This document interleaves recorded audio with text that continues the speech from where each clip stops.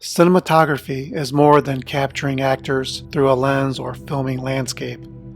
It's another medium to tell a story or to get an idea or message across. We see it in the angles, lighting, and how the camera moves. In this video, I want to share my favorite cinematography moments from The Ninth Gate, directed by Roman Polanski, released in 1999, and loosely based on the novel The Club Dumas, written by Arturo Perez Reverte. The first example is where Johnny Depp as Dean Corso is introduced. The scene begins with a wide cityscape, likely a homage to Rosemary's Baby. Then the camera pans and dollies into the high-rise apartment, revealing the old man in his wheelchair before Corso. The technique and camera movement here gives the scene some needed kinetic energy. If you watch the scene again, you'll notice the old man, the son and daughter-in-law have their feet or chair planted. They're not going anywhere. Other than Corso stepping a few paces here and there, there's little physical energy exerted.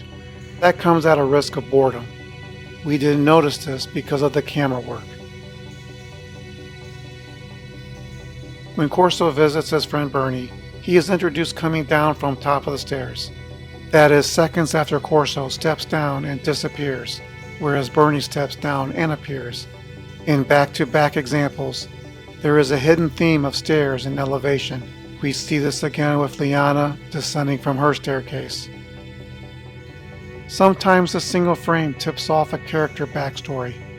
With Corso, by the poster, we know Balkan is into medieval literature, has a PhD, and gives lectures inside a building named after him. In his lecture, he is distant and very stoic. In Balkan's library, we see Balkan distant again, and looking down on the world. His moral or immoral superiority is hinted here, moments before he bribes Corso to work around any legalities. While technically not breaking the fourth wall, this engraving is taunting the viewer. Looking through Corso's eyes, we live the mystery through him while fostering empathy. In the library, when Corso pulls a book out of the shelf, he creates negative space filled by the girl. This wasn't the first time seeing this, as is shown early in Andrew Telfer's library. Here, with Corso, we have a theme we can call back on. There's a question and a missing answer found.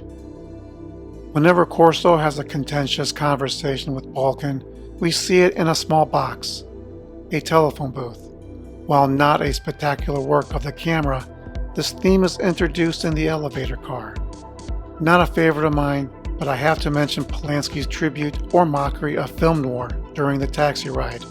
It's the shadows, the ride through New York City, in a cab. Many clues are inside the Sinise Brothers restoration shop, if we only can decipher them all. What's in the background tells us everything we need to know about their operation, counterfeiting works of literature. Unlike other characters, they are not introduced by nor using stairs or elevators to descend in. When Corso is fighting over the book with Liana's bodyguard, we see the girl descend from above. What makes this special? It's one of the very few examples of something happening outside of Corso's eye or knowledge. This was only for the audience's benefit, and never explained outright. She would do this one more time.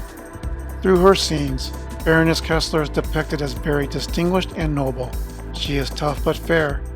Her disabilities do not diminish her intellect, and she demands respect just the same. This is why when Corso wakes up after being knocked unconscious, we see the Baroness in a demeaning circumstance, repeatedly driving her chair into a wall. Corso discovers Kesler is strangled by the very scarf that symbolizes her affluence and dignity. After Kesler rides into the flames, Corso chases after her for the book, or what's left of it. Here we have a frame that once seen cannot be unseen.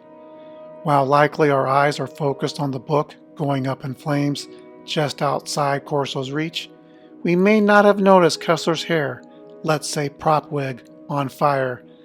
Quite a sad ending with no ambiguities. While I wish there were more extreme wide cuts of Liana's coven, we do see one overhead through Corso's POV, looking over the balcony. Here you clearly see the speaker, Liana, address her avid listeners, standing between two dragon statues. Where have we seen this before?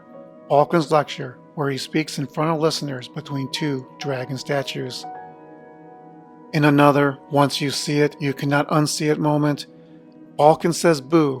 One of the coven runs off and completely disrobes herself. When Corso confronts Balkan at the Devil's Tower, there are many examples of death staging. We're over Corso's left shoulder as we peer down below to Balkan.